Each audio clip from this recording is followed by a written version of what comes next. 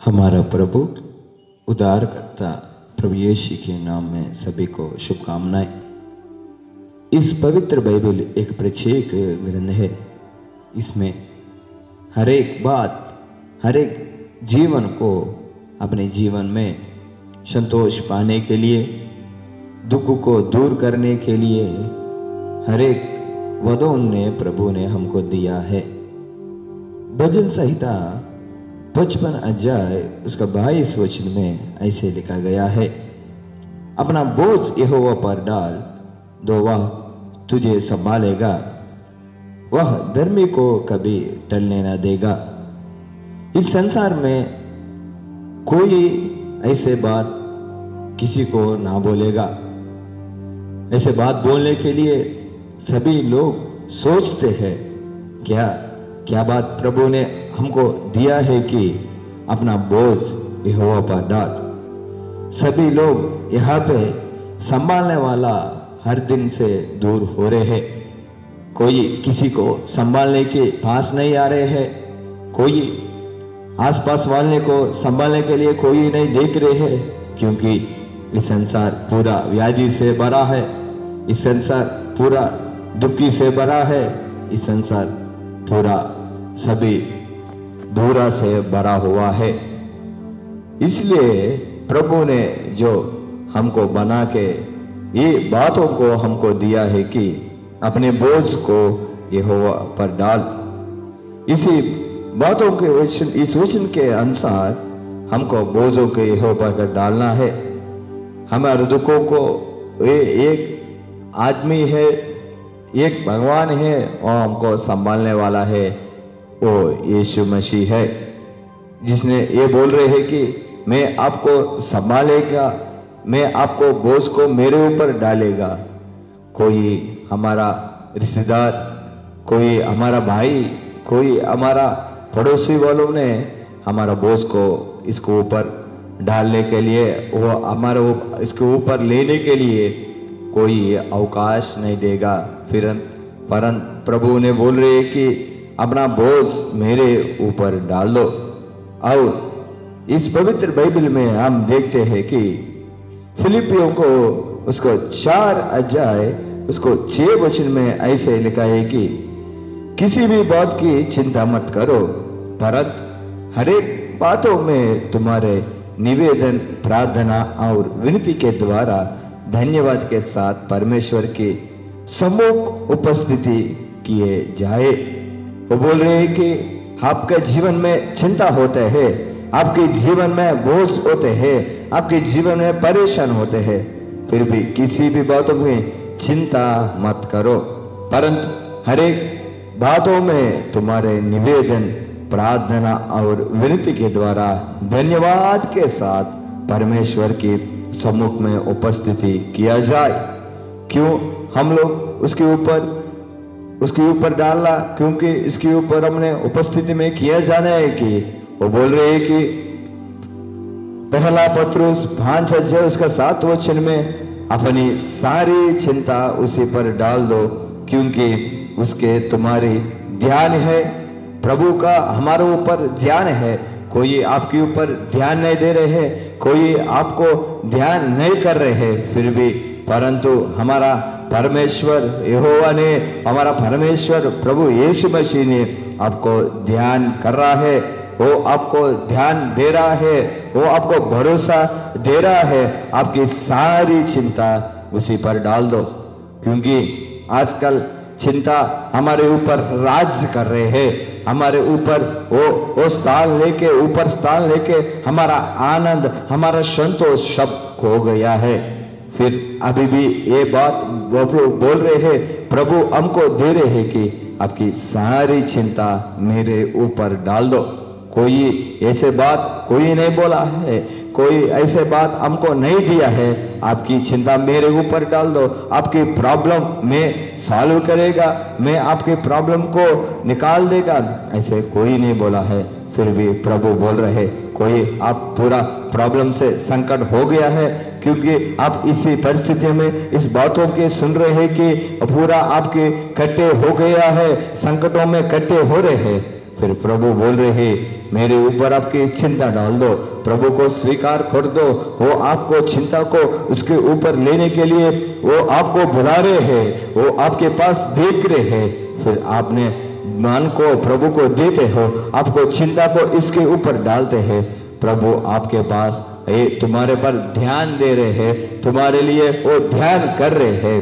फिर परंतु हम प्रभु इस बाइबल में देखते हैं बहुत लोग ऐसे प्रभु के ऊपर संकटों के समय उसके ऊपर चिंता ने प्रभु के ऊपर डाल दिया है। उन लोगों को चिंता ने प्रभु के ऊपर डाल के वो लोग विमुक्ति पा लिया है, वो लोग समाधान ले लिया है, वो लोग संतोष लिया है। वो देखते हैं हम किसने किसने प्रभु के ऊपर इसके चिंता और इसके दुख की उसके बोझ को उसके ऊपर डाल दिया है। प्रभु किसके को संभाला है, किसने को उसने उठा दिया है।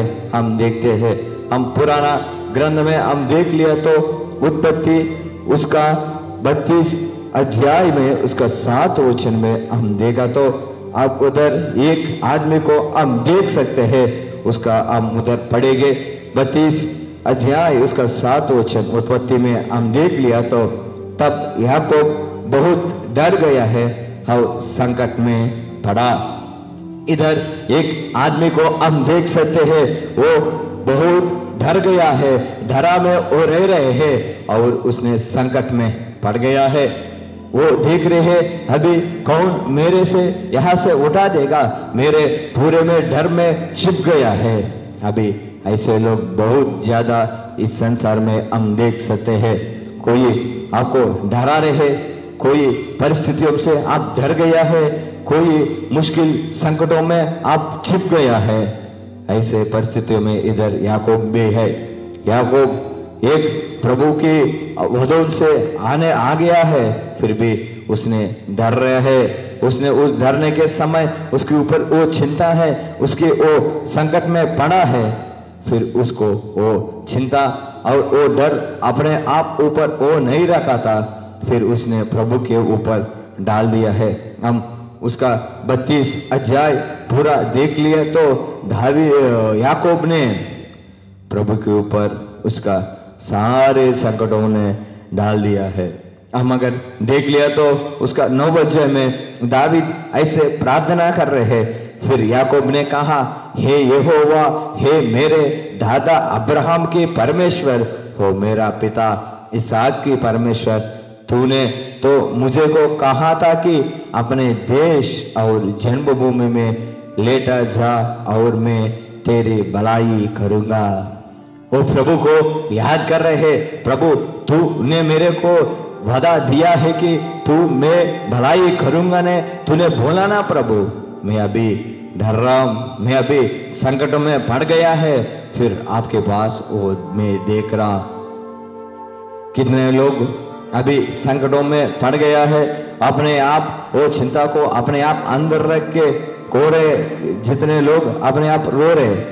याकूब भी ऐसे नहीं रोआ था, याकूब भी ऐसे नहीं डरा था। पहले डर उसके पास आ गया है, फिर तुरंत उसने प्रभु के ऊपर देखा है, प्रभु को याद दिला रहा है, प्रभु को जो वाद अपने को दिया था, जो अपने वाद याकूब को दिया था, अभी भी हमको प्रभु दे रहे हैं। अपनी सारी चिंता उसी पर डाल दो, क्योंकि उसको तुम्हारे ध्यान है। हमारा ध्यान देने वाला प्रभु के ऊपर हमारा सारे संकटों को डालना है। और हम इधर देख लिया तो उसका 32 अध्याय में उसके 11 वचन में, मेरे विनती सुनकर मुझे मेरे भाई एसाव को हाथ से बचाओ। उसका भाई एसाव आ रहे उसको मारने के लिए, उसको संहार करने के लिए, उसको इस दुनिया से निकालने के लिए वो भाई आ रहे।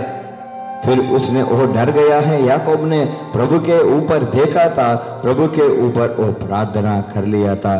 फिर प्रभु ने उसको उठा दिया, प्रभु ने उसको छंगा कर लिया, प्रभु ने उसको आशीष पार लिया, आशीर्वाद कर लिया था। उसको प्रभु से मूल युद्ध करके प्रभु से आशीर्वाद लिया था। कैसे वो प्रभु को प्रार्थना करके प्रभु के ऊपर उसने चिंता को डाल दिया था। प्रभु के वध को प्रभु को याद दिला दिया तो प्रभु ने उसको उठा दिया। जैसे ऐसे याकूब जैसे प्रभु को प्रार्थना करके उसने वो संकटों से बाहर आ गया है। अगर हम देख लिया तो उसका अध्याय में, उसी अध्याय में 32 अध्याय में अगर हम देख लिया तो 28 में अगर हम देख लिया तो उसने कहा तेरे नाम अब याकूब नहीं परंतु इस्राएल होगा, क्योंकि तू परमेश्वर से और मनुष्यों से सभी युद्ध करके प्रबल हुआ है।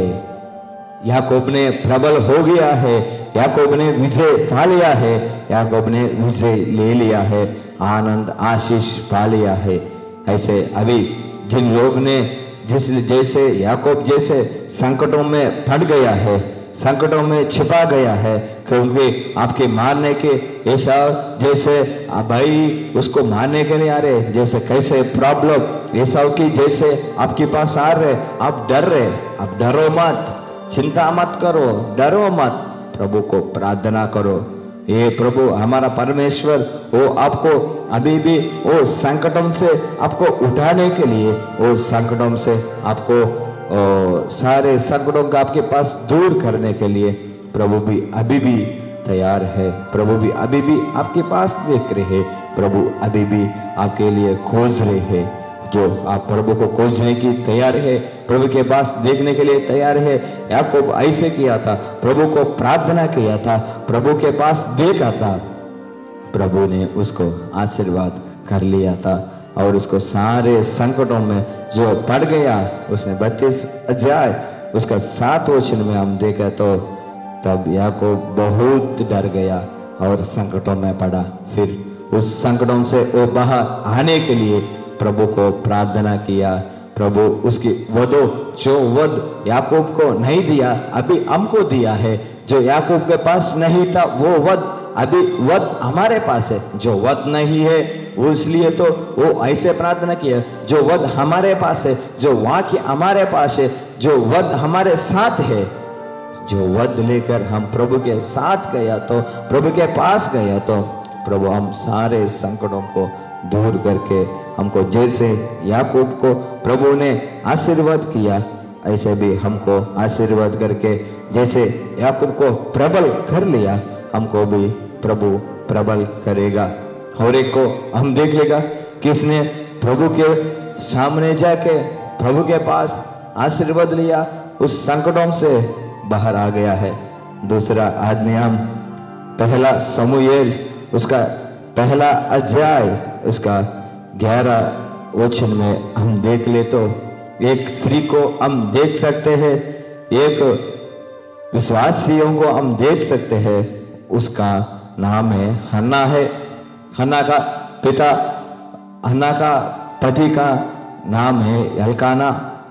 वो दोनों को बच्चे नहीं है, बहुत दिनों को हन्ना को बच्चे नहीं है, फिर भी वो सब लोग उसको निंदा कर रहे हैं। सब लोग उसके पास आके आपको बच्चे नहीं है, आपके पास प्रॉब्लम है, आप आशीर्वाद नहीं लेगा जो आप लोग प्राप्त किया है, इसलिए तो प्रभु आपको आशीर्वाद नहीं दे रहे, बच्चों को नहीं दे रहे। फिर हन्ना उस संकटों से बाहर आने के लिए, उस चिंताओं को बाहर आने के लिए अपने आप अपने अंदर प्रभु के पास आके, प्रभु के सामने आके, मंदिर में आके, प्रभु के मंदिर में प्रभु को उपासना में आके प्रभु को प्रार्थना कर लिया है। हम अगर एक अध्याय 11 वचन में हम देख ले तो पहला समूएल पहला अध्याय उसका 11 वचन में हम देख लिया तो, और उसने यह मंत मानी है सेनाओं को, यहोवा यदि तू अपने दासियों को दुख पर समुचित दृष्टि करो और मेरे सुधीलो और अपनी दासी को भूलना जाओ और अपनी दासी को पुत्र देते मैं और उसको जीवन भर के लिए यहोवा के अर्पण करूंगा और उसको सिर पर शिरा फिरने ना पाएगा। बोलो यीशु मसीह की जय। हम अगर इधर देख लिया तो हन्ना ने प्रभु के ऊपर मंत्र मान नहीं रहे और जा रहे बोल रहे, प्रभु अगर आपने आपका दासी को आपने बेटा दिया तो आपके जीवन आपके लिए अर्पण करूंगा। मानी के प्रार्थना कर रहे हैं, चिंता को प्रभु के ऊपर डाल रहे हैं, प्रभु मेरे के दो, मैं आपको दे देगा। वो अपना स्वार्थ के लिए नहीं पूछ रहे हैं, वो अपना आनंद के लिए नहीं पूछ रहे हैं, फिर सबको जवाब देने के लिए है। हमारा जो आप सुन रहे हैं, जो मैं प्रकट कर रहे हैं, हे परमेश्वर आपको भी अभी भी आशीर्वाद देने की तैयार है। हन्ना की जैसे आपकी प्रभु की सन्निधि में आके, प्रभु की प्रार्थना में आके आप प्रार्थना कर सकते हैं। हे परमेश्वर, जैसे ओ यहोवा, जैसे हन्ना को आपने बेटा दिया ना, हमको भी इस संकटों में निकाल के, जिन जिन को बच्चे नहीं है, जिन जिन को बहुत साल से बच्चे नहीं है, अभी विश्वास से प्रभु के ऊपर प्रार्थना करो, प्रभु को खोजो, प्रभु को पूछो, प्रभु को आपको जरूर बच्चे देगा, बच्ची देगा। जैसे प्रभु बोल रहे हैं कि अपना बोझ यहोवा पर डाल, वह तुझे संभालेगा। आपको संभालने वाला प्रभु हमारे पास है, जो आपको संभालने वाला खुदावन करता हमारे यीशु। इसलिए तो हन्ना ने यहोवा के पास आके यहोवा को प्रार्थना कर रहे हैं, यहोवा को मांग रहे हैं, वो अपना मंत्र मान नहीं रहे। जैसे हन्ना प्रार्थना किया, आपको भी प्रार्थना करेगा, आपको प्रार्थना कर सकते हैं प्रभु के पास, प्रभु आपको जरूर जवाब देगा, प्रभु आपको जरूर आशीष पाएगा। जो प्रभु क्योंकि वो आपके पास ध्यान कर रहे हैं। और एक हम देख सकते हैं, जो हन्ना प्रार्थना किया, एक बेटा आ गया, वो इस्राएल के ऊपर एक प्रवक्त हो गया है, उसका नाम शमूएल है। शमूएल पहला अध्याय उसका 7 अध्याय उसका 12 वचन को 10-12 हम देख लिया तो, और जिस समय शमूएल होम बलि के चढ़ा रहा था, उस समय फलिस्ती इस्राएलियों को सगा युद्ध करने के लिए निकट आ गया। तब उसी दिन यहोवा ने फिलिस्तियों को ऊपर बादल को बाढ़े कड़क के साथ घर जाकर उन्होंने घबरा दिया और वो इस्राएलियों से हार गए। जैसे इस्राएल के ऊपर एक सैन्य आ रहे, उसका नाम फिलिस्तीन है। फिलिस्तीन लोग इस्राएल के ऊपर युद्ध के लिए आ रहे। जब वो समय इस्राएली को राज्यों को आगे जाने वाले लोग यहाँ पे शमूएल हम दिख रहे हैं। जब लोग शमूएल के पास आ गया है, शमूएल हमारे ऊपर फिलिस्तीन लोग आ रहे, हमसे युद्ध करने के लिए, हमको लेने के लिए, हमको खत्म करने के लिए, हमको इस दुनिया से निकालने के लिए आ रहे। हमको अभी प्रभु को सहाय हमको चाहिए, यहोवा का सहाय हमको चाहिए। प्रभु को प्रार्थना करेगा। इस समय हमको कोई नहीं सहायता करने, क्योंकि हम लोग छोटा था, फिलिस्तीन लोग ज्यादा था। फिलिस्तीन लोगों के पास बहुत ज्यादा आर्मी है, हमारे पास कुछ नहीं है। हम लोग अगर ऐसे सीधा इन लोगों के ऊपर जाते तो हम लोग हारेगा, हमको बचाने वाला कोई नहीं है। फिर शमूएल ने तुरंत ने प्रभु को होम बलि के चढ़ रहा था, और उस समय फिलिस्ती इस्राएलियों को सगा युद्ध करने के लिए निकट आ गया है। जब वो आ गया है, प्रभु ने उसी दिन यहोवा ने फिलिस्तियों को ऊपर बादल के बाड़े कड़क के साथ घर जाकर उन्होंने घबरा दिया। जो वो लोग पहचान नहीं पाया, वो लोगों के ऊपर प्रभु ने बादल के भाड़ों ने खड़क करके इन लोगों को विजय दे दिया है। जैसे आपके ऊपर कैसे समस्या आपको पीड़ित हो रहे हैं, कैसे समस्या आपके ऊपर युद्ध कर रहे हैं, जैसे शमूएल प्रभु को प्रार्थना किया है और प्रभु ने क्या किया है, बादलों को भाड़ों करके उनको विजय दिया है। जैसे समस्या के ऊपर भी प्रभु आपको बादलों को भाड़ों डालकर बादलों को बाढ़ों खड़क करके उसने प्रभु आपको विजय दे देगा, प्रभु आपको शांति देगा, प्रभु आपको समाधान पाएगा। जिन लोग ये बातों को सुन रहे, आप बहुत दिन से अपने आप अंदर चिंता कर रहे, जो मेरे पास धन है, मेरे पास सब कुछ है, मेरे को शांति नहीं है, मेरे को समाधान नहीं है, मेरे को पूरा चिंता से मेरा हृदय बर्फ हो गया है। फिर एक आदमी आपको बुला रहा है, अपनी सारी चिंता उसी पर डाल, प्रभु पर डाल, क्योंकि उसको तुम्हारा ध्यान है। आप कोई भी हो, आप कोई भी आदमी हो, फिर आपके पास प्रभु का ध्यान है। आपको जैसे शमूएल प्रभु को उसको प्रार्थना किया था, आप भी उसका मन, आपकी मन प्रभु को दिया तो प्रभु आपको निकाल देगा। जैसे उस समय ने शमूएल ने कहा था, प्रभु हमारा एबेनेजर है, सहायता का पत्थर। प्रभु उस समय हमको विजय दिया है, प्रभु हमको फिलिस्तीयों लोगों से चंगा कर दिया है, उसने गवाही दिया है, प्रभु हमारा एबेनेजर है। अभी भी प्रभु हमारा एबेनेजर है, हमारे को अभी भी सहायता करने की तैयार है। किसी सिचुएशन में हो, whatever situations you are facing right now, God is able to pick you up from that situations.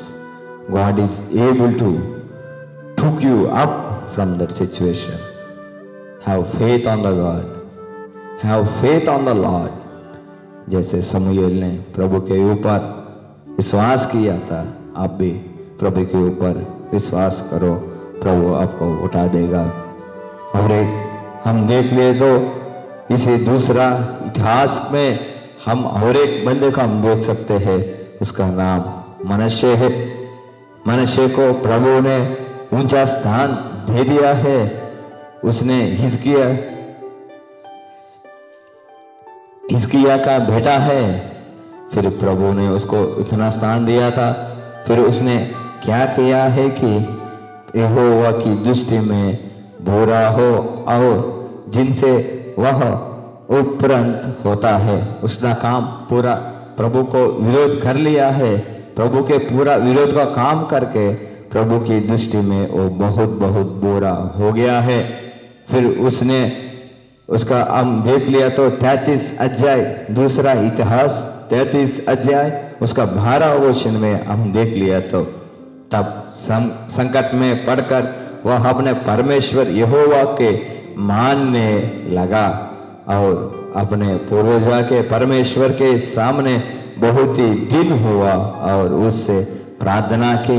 जब तब तक अब संकट में नहीं आया तो प्रभु को याद नहीं है, प्रभु याद नहीं आया है। जब वो संकट में पड़ गया है, मनुष्य ने पूरा संकट में वो खट्टे हो गया है, संकट में पड़कर वह अपना परमेश्वर यहोवा को मानने लगा है, प्रभु को मान रहे हैं। प्रभु ये तुम्हारा सच्चाई परमेश्वर है, मुझे इसको हमको यहां से निकाल दो, मैं अभी मरने वाला हो, आपको सहायता मेरे को चाहिए। आप आपकी दृष्टि में मैं बहुत बुरा का काम कर लिया है, फिर प्रभु परमेश्वर मेरा उठा दो। उसने प्रभु को प्रार्थना किया है। वो चिंता के समय में, वो संकटों के समय में उसका बोझ ने प्रभु को ऊपर डाला है। फिर भी प्रभु हमारा प्रभु कनिकर हृदय है, वो आपको भी कठिन हृदय नहीं है। वो हमारे लिए इस दुनिया में आके मनुष्य रूप डाल के कलवरी क्रूस में वो बलिदान हो गया है।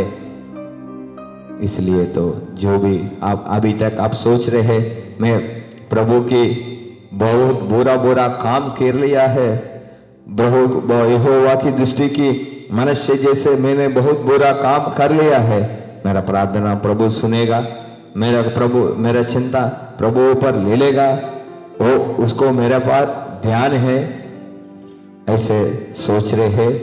प्रभु बोल रहे हैं आपके पास भी प्रभु ध्यान है, क्योंकि आप सब प्रभु ने इस दुनिया में सभी को बचाने के लिए, सभी को रक्षण करने के लिए, सभी को इस संसार के लोगों से उठाने के लिए प्रभु इसी लोक में आके वो अपना जीवन में रूप में, मानवीय रूप में, इसी रूप में आपके लिए, मेरे लिए, सबके लिए वो कलवरी क्रूस में बलिदान हो गया है। आप ही प्रभु भी आपके पास भी ध्यान है। जितना बुरा काम आप प्रभु के व्यतिरेक कर लिया है, जितना बुरा काम आप कर लिया, तो अभी आप बदल देगा, तो आपके हृदय बदल देगा, तो प्रभु आपकी प्रार्थना सुनेगा। जैसे मनुष्य भी उस समय ऐसे प्रार्थना किया था, तब संकटों में पड़ गया, तो जो पूरा संकटों में वो पड़ गया है, जो आपका पूरा संकटों में वो छुपा गया है, उस समय प्रभु को प्रार्थना किया था, वरना परमेश्वर को के मारने लगा था, प्रभु को मारने लगा था, रोने लगा था, प्रभु के पास वो देखने लगा था। प्रभु उसको प्रार्थना सुन लिया है। हमारा प्रार्थना भी प्रभु सुनने की तैयार है। प्रभु आपको बदलने के लिए प्रभु देख रहा है। हो आपको बदलना प्रभु की जरूरी है। आप नित्य राज्य में जाने के लिए, उसी राज्य में चिंता नहीं होता है, उसी राज्य में दुख नहीं होता है, उसी राज्य में कुछ संकट नहीं होता है। जो उस राज्य को प्रबलने के लिए, उस राज्य को आप लाने के लिए, आप अभी सारी चिंता को प्रभु के पास डालना है, सारे अपने बोझों को यहोवा पर डालना है। वो तुझे संभालेगा। मनुष्य को प्रभु ने संभाला है, उसको उठा दिया है, उसको चंगा कर लिया है। और एक हम देख लिया तो दावीद भी प्रभु को प्रार्थना कर रहे हैं। भजन संहिता उसका 34 अध्याय, उसका 4 अध्याय से हम देख लिया तो, मैं यहोवा के पास गया, तब उसने मेरी सुन ली और मुझे पूरी रीति को निर्भय किया है। जो आप भाई आपके ऊपर है, क्या होगा? बाहर गया तो संसार में व्याधि है, संसार में संकट है, अगर पूरा भय है तो दावीद भी ऐसे भयानक परिस्थितियों में प्रभु को पास गया था। आप किधर जा रहे? संसार में जा रहे, संसार लोगों के पास जा रहे। दावीद ने कहा गया था कि प्रभु के पास गया था, मैं यहोवा के पास गया, तब उसने मेरी सुन ली और मुझे पूरी रीति से, अर्धरीति नहीं, थोड़ा नहीं, सब कुछ पूरी रीति से निर्भय किया है। जिन्होंने उसकी और दृष्टि की, उन्होंने ज्योति पाई और उनका मुंह कभी काला ना होने पाया। आपके जीवन में, आपकी रीति में ज्योति पाने के लिए कैसे ज्योति पाएगा? आप दावीद जैसे, जिन्होंने उसके और दृष्टि को, उन्होंने ज्योति पाई और उनको मुंह कभी काला ना होने पाएगा। इसी दिन जान ने पुकारा, तब यहोवा ने सुन लिया और उसको सब कष्टों से छुड़ा लिया। बोलो यीशु मसीह की जय। ओ प्रभु, हमारा कष्टों से, हमारा सारे कष्टों से छुड़ाने वाला खुदावन है। हमको सब कष्टों से हमको चंगा करने वाला खुदावन है। वो खुदावन के पास दावीद ने गया था। दावीद राज था, दावीद अधिकार में था, फिर भी वो प्रभु के पास देख रहे। जब आप प्रभु के पास देखते हैं, जो आपका चिंता प्रभु के ऊपर डालते हैं, वो आपका मुंह को ज्योति जैसे प्रबल लेगा। यहाँ पे ये बोल रहे, उनको ज्योति पाएगी। जब ज्योति पाएगी तो ज्योति का सादृश्य ये होता है, ज्योति का मतलब ये होता है कि आपके जीवन में संतोष होते हैं, आपके जीवन में आनंद होते हैं, आपके जीवन में मुक्ति होते हैं। और इससे ज्यादा आप जब इस संसार में मर जाता है, इस संसार में तोड़ते हैं, आप तुरंत नित्य राज्य में, परलोक में जाएगा। नित्य आनंद है वहां पे कुछ दुखी नहीं होता, कुछ बोझ नहीं होता, कुछ चिंता नहीं होता, सब कुछ आनंद संतोष होएगा। उसी नित्य राज्य में जाने के लिए दावीद क्या किया है कि वो प्रभु के पास आ गया है, प्रभु के ऊपर उसका चिंता डाल दिया है। सारे कष्ट छुड़ाने वाला, सारे कष्ट खोने वाला हे खुदावन के पास वो आ गया है, उसने चंगा ले लिया है।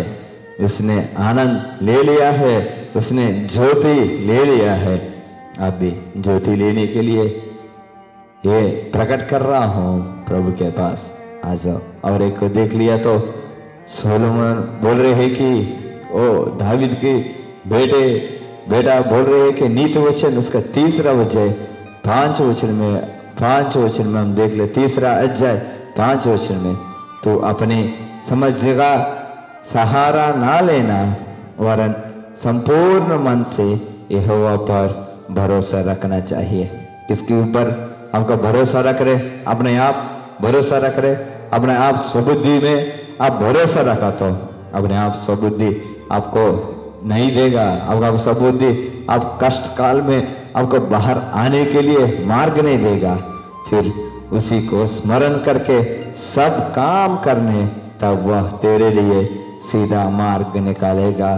क्या आपके मार्ग में जैसे क्या पड़ा हुआ है?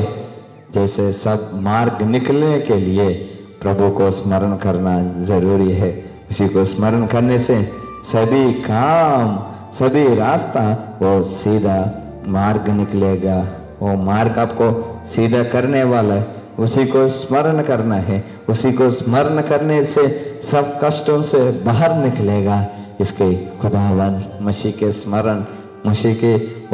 स्मरण करने से आपको आनंद पाएगा। वही ये दावीद बोल रहे, अपना बोझ यहोवा पर डाल, तो वह तुझे संभालेगा।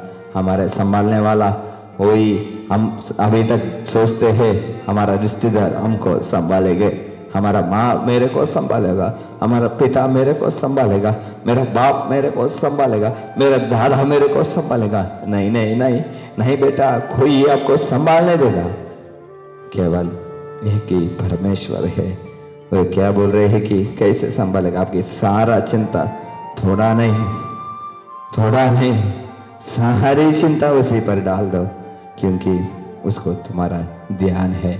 वो आपके पास ध्यान है, उसकी प्रभु के ऊपर हम सारे चिंता डालेगा। वो ये नीति वचन में बोल रहा है, 3रा अध्याय में 6 वचन में, उसी को स्मरण करके सब काम करना, तब वह तेरे लिए सीधा मार्ग निकलेगा। जब हम प्रभु को स्मरण करके सभी काम किया तो वो हमको सीधा करेगा। और एक बात प्रभु बोल रहे, मत्ती 7 अध्याय और 7 वचन में,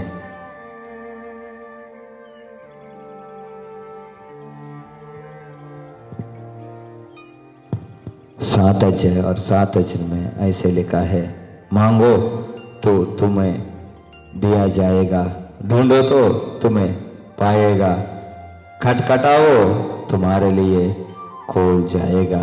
क्या दरवाजा आपके लिए बंद हो गया है? क्या दरवाजा आपके लिए बंद करके रखा है? प्रभु के ऊपर मांगना के अभी तैयार है? प्रभु को आप मांग लिया तो प्रभु बोल रहे हैं, मांगो तो तुम्हें दिया जाएगा। या आपके जीवन में क्या बचा हो गया है? सबसे ज्यादा आपके जीवन में रक्षण है जो प्रभु आपके लिए इस संसार में आके आप जो पाप किया है, आपकी बदल प्रभु ने आपकी पाप उसके ऊपर डाल के, आपकी शिक्षा उसके ऊपर डाल के वो कलवरी क्रूस में बलिदान हो गया है। उसको स्वीकार करने के लिए आपके मन है, उसको मांगने के आपके मन है। अगर उसको आप मांग लिया तो वो आपको दिया जाएगा। अब ढूंढ दो किधर आपको रक्षा नहीं मिलेगा। प्रभु के पास ही रक्षण है, प्रभु के पास ही छंगा है, प्रभु के पास आपके आनंद पाएगा, प्रभु के पास आपको नीचे राज मिलेगा। ढूंढो तो आपको तुमको पा जाएगा,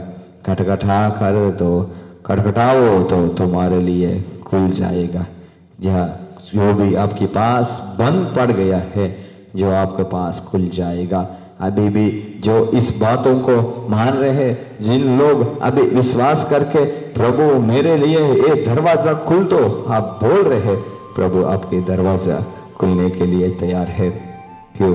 ये मांगने से देने वाला परमेश्वर है। जो आपने ढूंढते हो वो आपको देने वाला परमेश्वर है। जो खटखटा हो तुम्हारे लिए देने के लिए, वो इस संसार में आ गया है प्रभु। इसलिए तो इसकी कह रहे कि मत्ती इसका 6 अध्याय उसका 33 वचन में, 6 अध्याय उसका 33 वचन में, इसलिए तो पहले तू परमेश्वर की राज और उसकी धर्म की खोज करो तो ये सब वस्तुओं की तुम मिल जाएगा। जो आपका आवश्यक क्या आपका आवश्यक प्रभु को मालूम है। उसका राज्य को आप पहले खोज तो पहले उसका धर्म की खोज करो तो वह सब वस्तुएं भी तुम्हें मिल जाएगा। वो आप सब कुछ देने वाला परमेश्वर है। अपना बोझ उसके ऊपर ढालने वाला परमेश्वर है। आपके संभालने वाला परमेश्वर है। आपके सारे चिंता उसके ऊपर ढालने वाला परमेश्वर है, क्योंकि वो आपके पास ध्यान कर रहे हैं। कोई इन संसार में आपको संभालने के लिए कोई ही नहीं आगे नहीं आ रहे। फिर प्रभु बोल रहे हैं कि मैं आपको संभालेगा, मैं आपके ऊपर ध्यान दे रहा हूं, आप मेरे पास आ जाओ, बस मेरे पास देखो, मेरे को मांगो। याकूब ने प्रभु को जब उसने संकटों में पड़ गया है, प्रभु को प्रार्थना किया है, याकूब को प्रभु ने छुड़ा दिया है, प्रभु ने उठा दिया है। दूसरी हम देखा हन्ना, जब उनका बेटा नहीं है, उनका बच्चे नहीं है, प्रभु के मांगा है, प्रभु ने उसको बेटा समूएल को दिया है। बस इस्राएल लोगों जब इसके ऊपर फिलिस्ती लोग आ रहे हैं, इस्राएल लोग प्रभु को मांगा है। प्रभु जब संकटों में प्रभु के ऊपर उस लोगों का चिंता डाल दिया है, प्रभु ने उसको विजय दे दिया है। तीसरा हम देखा है दावीद ने प्रभु के पास आ गया है, उनको जिन्होंने उसके और दृष्टि के बढ़ते उनको ज्योति पाते हैं, उन लोगों को ज्योति पाएगा। और हम सोलोमन कह रहे हैं कि उसे स्मरण करके सब काम करने से सब मार्ग में रास्ता निकलेगा। और प्रभु ने कह रहे हैं कि मांगो तो तुम्हें दिया जाएगा, ढूंढो तो तुम्हें पाएगा, खटखटाओ तुम्हारे लिए खुल जाएगा। जैसे हम इन लोगों ने ऐसे करके सारी चिंताओं को प्रभु के पास डाल दे रहे हैं, प्रभु ने उन लोगों को चंगा कर लिया है। हम आखिरी में एक वजह देख के हमारा वाक्य को अंत में लेके जाएगा। कुलिसियों उसका 4 अध्याय उसका 2 वचन में देखा तो वहां पे कह रहे हैं कि प्रार्थना में लगे रहे और धन्यवाद के साथ उसे में जुगाड़ता रहे। प्रार्थना में लगे रहे, प्रार्थना करते रहे, प्रभु आपको संभालने वाला है। आपकी बोझ को यहोवा पर ढाल दो। अब सारे चिंता, किसी की बात को चिंता मत करो, परंतु आप प्रार्थना में लगे रहते हैं, क्योंकि हमारे सारे चिंता उसके ऊपर डाल दिया तो वो हमारे ध्यान देने वाला परमेश्वर है। इसी परमेश्वर को आप स्वीकार करने के लिए इसी बात मान लिया तो आप सभी बोलो आमीन। थोड़ा छोटा प्रार्थना करेगा, सब लोग घुटनों में आके प्रार्थना करेगा। हे हमारा परमेश्वर, आपके उपस्थिति में आके हम प्रार्थना करते हैं प्रभु। जैसे याकूब ने आपको वध लेकर उसको आपको याद दिला रहा है, प्रभु हमको उसको ने प्रार्थना किया है, याकूब ने उसको आपने उठा दिया है। हन्ना प्रार्थना किया है, हन्ना को शमूएल को दिया है। जैसे इस्राएल लोग आपको प्रार्थना किया है, इस्राएल लोगों को विजय दिया है। दावीद आपके प्रार्थना किया है, दावीद को प्रार्थना सुना है।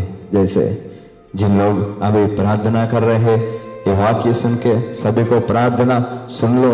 आप बोला है कि किसी का अपना बोझ यहोवा पर डाल दो, वह तुझे संभालेगा। दावीद कह रहे हैं कि बोझ यहोवा पर डालने के लिए हमारा बोझ सब आपके ऊपर डालेगा। प्रभु अपनी सारी चिंता उसी पर डाल दो, क्योंकि वो तुम्हारा ध्यान देने वाला परमेश्वर, हमारे ऊपर ध्यान देने वाला कर्ता है।